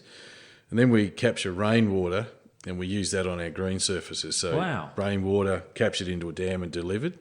So we're probably fortunate enough that we've got a reasonable volume of water. From a quality point of view, we'd love to have that ability to have quality controlled, maybe a bit more than the effluent water. In saying that, since 2016, we've been investigating pretty heavily what's called a managed aquifer recharge, a MAR project or plan. So what that essentially means is we'd collect all the stormwater in winter, we'd store it under the ground in an aquifer, we'd mix it with the groundwater and then bring it back out in a nice pure form. So it's almost like rainwater. I think they do it in Adelaide. A lot of stuff in Adelaide. Glenelg, I think a lot of stuff over there. And we had it at the Dingley side as well. So we're about to. Well, we're hoping to if we get regulator and club support to put that in the ground. So what that'd do is just elevate our volumes that we can have. Yep. And it'd enhance our quality. So if we get that, it almost future-proofs the club for the future. So when you said before, so it's looked upon from the outside to be, they're watering all this turf and they're doing all that thing. Yep. So what in this case would be a really responsible thing for golf and particularly for PK is that we're collecting natural rainwater that would normally end up in Port Phillip Bay. Yeah. We'd collect it, we'd store it under the ground in a confined aquifer that we're able to have, and we'd store it there until we need it in summer. So if the regulatory bodies have any restrictions in the future, we've collected the rainwater, we've stopped it penetrating the bay, and we've got it on site. That's a really responsible way of moving forward. So we're going to have the fortune to do that in the future. So we'll be able to have greater quality than the effluent we've got. We've got higher volume. We can store it. We can bank it, and we can future-proof PK and be responsible, knowing that we're not only watering turf. We have those significant vegetation things that we need to protect. So anything from water or poor water quality can have massive impact on those. So that's where we're heading. No, unbelievable. And I know that there's challenges with effluent water, treated effluent water, but in a sense, the water also gets treated through the turf use as well. Like you said, it's only used on your fairways and your tees, not on the putting greens. But from the outside, that's another form of recycling. That's another sustainable use of water. Just the same. It has its challenges, but it's from a responsible perspective, environmentally, it's sensational. Let's talk about tournament golf. When I talk a little bit about the golf course, we know there's north and south. You mentioned there earlier a mix of where the holes are routed, because it's not just one's over there and one's over there. There's a little bit of coming together in certain areas of both the courses. You've held a leg of the Sandbelt Invitational, which goes through 4 courses down here throughout the year, a newer style of tournament. Is there anything on the horizon? Maybe I'm being cheeky. I think I said this to you before we come in, and I will be cheeky, but I will be blunt. Is there anything there, and you probably can't answer, on the horizon? This is what I feel. I see PK out there, the most magnificent example of golf courses, equal to anything in Australia, if not the world. And maybe that's me talking it up. I don't know. That's how I feel about it, having seen a bit of golf, and I think it's incredible. I think if you were to hold, or the club was able to have, I don't know, a major level tournament here, I think to be able to showcase what this is to a broader audience, and I know that we've talked about it. Is there anything potentially that the club is looking into, anything like that? Are they open to those sorts of things? I don't know. Oh, look, 100%. The appetite from the club is really strong to host tournament golf. One would suggest that PK's announcement to the broader world of golf is to host something significant, and hence probably why that appetite's so strong. There is discussions and ongoing discussions with many golf bodies, to say, look, could we have a golf event here? I'm sure you're aware, and many industry people are aware, that we did put a bid in for the President's Cup. I didn't know that. There you go. Okay. Both, all of Royal Melbourne, Kingston Heath and Peninsula Kingswood put in a bid for the 2028 President's Cup. And that was a terrific experience for the club. Disappointing that perhaps it didn't come here, but exciting that we were considered as one of those clubs to host such a significant world event. And yes, there's a very strong appetite. I'm sure it's not too far away before this facility is hosting golf. And the thing that's really unique and different about this place, it's got 36 holes on one block of land. Yeah. It's got the 2 courses that have been restored in their equal right, can host any event based on the way they're set up. But there's a myriad of composite arrangements between the courses. Now, how many is there? Well, there's a lot. There's there could be 10 of them. That's unreal. Yeah. So when the PGA Tour of America come over and put a bid in for the President's Cup, we had in our own mind a series of composites that could appeal for that event. And after their few days of looking through the facility, they go, wow. Geez, how big is this place? The scope of what could happen here is quite incredible. And so they were very excited about that, which made us as a club very excited about it. But one of the composites that they came up with, which was contrary or different to what we had, is unbelievable.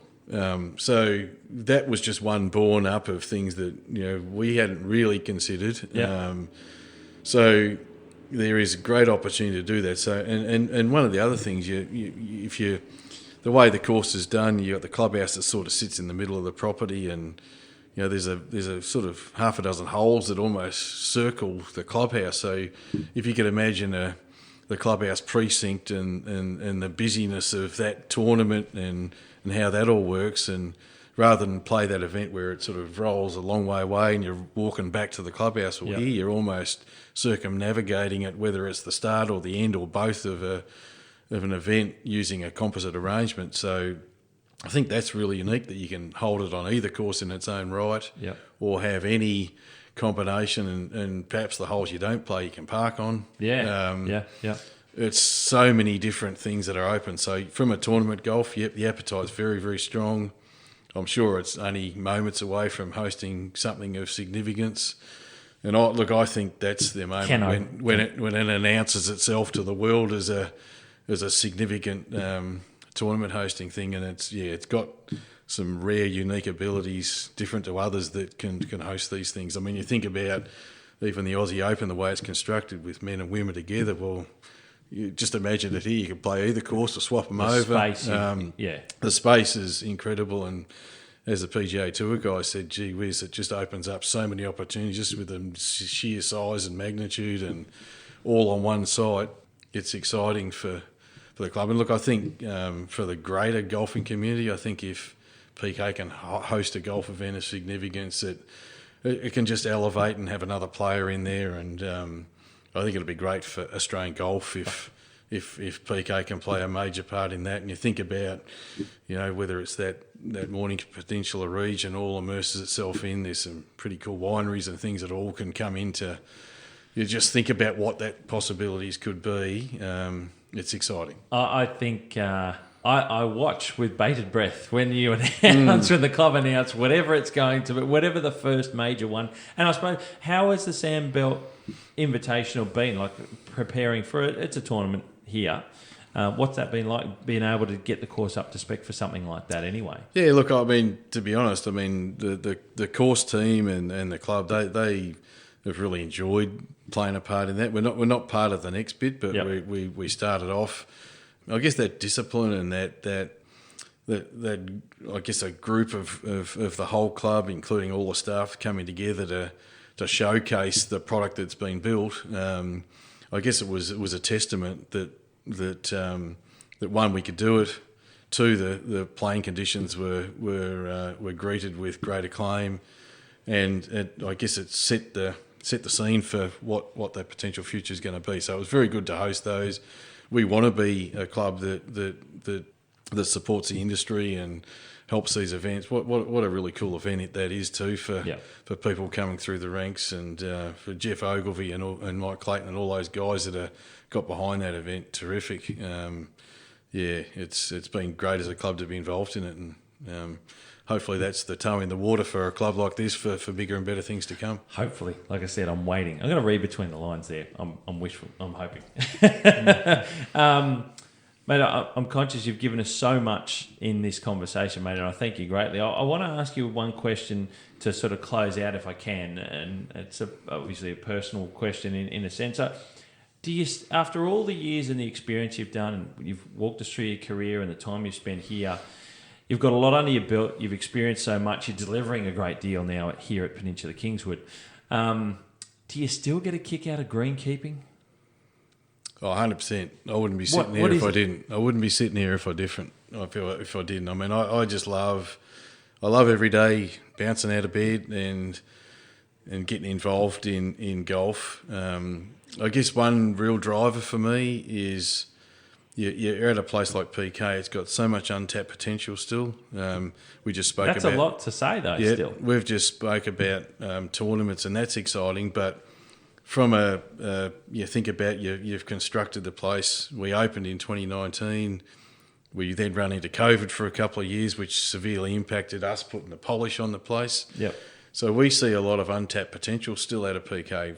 It's very exciting for perhaps a member to hear this, but the turf surface maturity, the vegetation maturity, and we've got our architects sort of working closely together with us on a course audit program. So we're looking for ways to see if we can improve the product that we've even done. So we've got this view, and the board have been, again, that terrific vision, and it continues to say, okay, well, have we maximised the potential at any given time? So it wants to be positioned as a venue that is always trying to improve, continuous improvement strategy program. So all of that's still to come. There's lots to grab there, and it might be a sum of a lot of little things, but they all turn into big things. And so I'm really driven to make sure that we lead this club to maximise its potential in all areas, and then hopefully showcase itself in a major event one day. So lots more to go there, and it's exciting. Arguably, that excitement is just continues to build because we know we're only moments away from doing that, and many more years to realise its potential. It's hearing your passion about this place, and I think anyone gets the opportunity to come here, I think needs to take advantage of that as a guest if they get an opportunity to come as a guest of a member and visit the golf courses. And take it all in. I continue to say take it all in because I think for me it's on par with any of the other well-established names that we consider as Melbourne golf, as Sandbelt golf, and we hold in high regard. I think PK will rise to that over time as it continues to mature, as you and your team continue to bring out the best of this facility, of this location, of this site. I think it's something that people need to keep thinking about and trying to experience it, talk about it, and the membership as well to do what they do and what they're doing to talk about it. I just think it's probably, for me, it's still understated coming from the outside, from Sydney as well. And I look forward to hearing more and more about it. I look forward to following your journey, mate. I'm going to post some more photos of things that I've got of this golf course because I think there's so much to take in, and it has so much to offer. The golf industry, the greenkeeping industry, looking after local flora and fauna in that respect as well. And I congratulate you on the team and all the work you've done, and the build and all the hard work getting to there, and now maturing and fostering this little baby to become something huge and something massive, mate. Glenn Stuart, Director of Courses here at Peninsula Kingswood, thank you so much for your time and everything you've talked about here and in bringing us an insight from the inside of Peninsula Kingswood. It's been wonderful and most fascinating, mate. Thank you so much. No, thanks for having me, Steve. It's been terrific.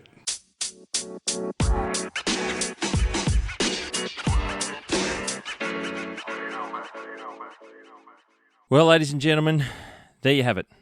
Director of Courses, Glenn Stuart. And I've got to thank a big thank you to Glenn Stuart and also to Ben Payne down there at Peninsula Kingswood. Look, I've got to know Ben Payne over a number of years now. Absolutely fantastic individual down there at PK, and also Director of Courses Glenn Stuart. They're both incredible guys. They really are, and that's really what you'll find leads the team. You've heard Glenn speak. You've heard the passion behind PK. You've heard how they lead the team and what they're all about and how they function. And really, it is really from the top down. That is a fantastic facility, and it is an absolutely incredible golf destination, PK. And I cannot stress that enough. This has just been this interview with Glenn. I got to be honest, I couldn't think of a better way to finish this year off in 2024. This is the last episode of the Golf and Greenkeeper podcast for 2024, and what an incredible way to do so. To finish off with that interview with Glenn, and I just think that's the best way to cap it off. I don't know if you agree with me, but I certainly felt like that was the best interview I've done all year, and what a great way to finish up. Thank you to everyone for listening. And I really mean that, because it's been a big year. There's been lots going on, and I really wanted to say thank you for taking the time out to listen. And since episode number 100, that milestone, I've had so many wonderful messages, conversations with people, and I really want to say thank you to everyone who's messaged me and given me a call, and I've been speaking with in all different platforms and in all different forms. So thank you so much to everyone for listening so much and for so long, and being a great part of this podcast. And thank you to everyone who's been involved in all the interviews that I've done this year, and the people that have been involved in the backgrounds as well. And look, there's so much I can be thankful for, and that goes out to all you out there. I've got to give a big thank you to John Deere Golf, of course. Without their support, partnering with them for the back half of this year to bring Keeper of the Greens to you in the form that we've done. So we've got so much more coming, and without their support, I wouldn't have been able to do it. So I say thank you to them, and I'm sure you do too. And I know lots of you out there have also said that to me as well. So it's a big thank you to John Deere Golf. And like I say, ladies and gentlemen, please make sure you check out, if you're in need of any of that machinery, or if you're thinking of upgrades, just get in touch with John Deere Golf at deere.com.au, deere.com.au, to see how they can help you look after your golf course better, and go out there and ask those questions. And maybe that's a good way to start the new year after the public holidays and the long weekend, and we turn 2025. Maybe it's time to give John Deere Golf a bit of a holler and see what they can do for you. Now, I'm just going to take a little bit of time, ladies and gentlemen, to say that I'm wishing you and all your families out there, everyone listening and all your close families and friends, a Merry Christmas and a Happy New Year. Like I say, this is the last episode for 2024. It's been an incredible year, and what a way to cap it off. An absolute standout season in all forms for so many different things. And I really hope you all have a wonderful Christmas and Happy New Year, spending time with family, spending time with friends. Recharge those batteries where you can, because I know it's going to be busy for the greenkeepers out there, for the superintendents out there looking after the golf courses, so that we can keep playing golf on them in our times off as well as for the golfers. And for you golfers out there, make sure you enjoy those courses. Make sure you get a kick out of it and take it all in, because that's what we're out there to do for you. So really, a big Merry Christmas and Happy New Year to everyone out there who's listening to the podcast. I wanted to say that as well. Stay safe, everyone. Now, a big one is to stay tuned for 2025. Make sure you've subscribed. Make sure you share this around, because this is a great one to finish the year out with. And also, you're going to get that ping on your phone when we start the year in 2025 with a bang. And that is exactly how it's going to start. And I've got a couple of other things up my sleeve that will be coming out in the new year that I'll be letting you know from the very first episode. So I want to make sure that you subscribe, that you're ready to listen, and keep an eye on socials. There's going to be lots of posts as well. I'll still be posting to social media with bits and pieces, but you're going to want to stay up to date. I've got some incredible interviews lined up to start off the new year with, and we've got a couple of things to announce when we turn the page into 2025 on that very first episode we're going to start the year with. So, ladies and gentlemen, make sure you're ready. There's lots of things coming out, and I'll let you in on a little tease. The first episode coming out in 2025 is another John Deere Golf Keeper of the Greens, and it's someone that's been working here in Australia almost for as long as I've been alive at the one golf course. Now, that's this individual we've got some great stories to talk about, a great insight into the industry, and I think you're going to really enjoy what we start off with, and then I'm going to be coming back with some episodes of a design brief starting off into the new year as well. So stay tuned on that, because I'll be bringing that one out as well. Walking the Fairways is going to be starting back up with a little bit more of the news type of stuff that we're accustomed to as well, to keeping you up to date with what's going on. And a few golf courses that I mentioned that I've heard some news about, where they've been doing some work on course over the last few months as well, that I'll be starting off with to keep you up to date. So, ladies and gentlemen, like I said, it's a great end to 2024. I thank you all very, very much for taking the time to listen and for your kind words about reaching the milestone of number 100. It's been an incredible year. Wish you a Merry Christmas and a Happy New Year from me and my family to you and to yours. Stay safe, and I'll leave you with it one more time for 2024. You hit them clean, we'll keep them green, and I'll catch up with you very soon.